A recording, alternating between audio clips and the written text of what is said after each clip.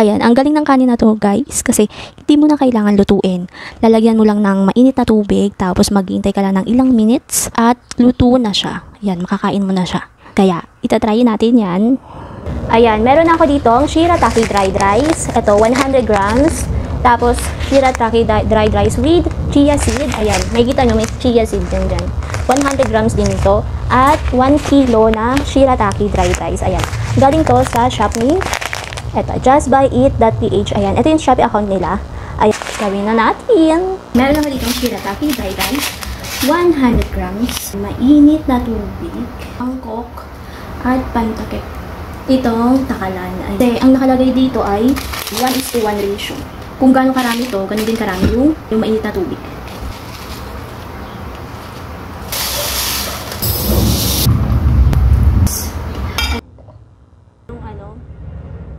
Yung katulad ng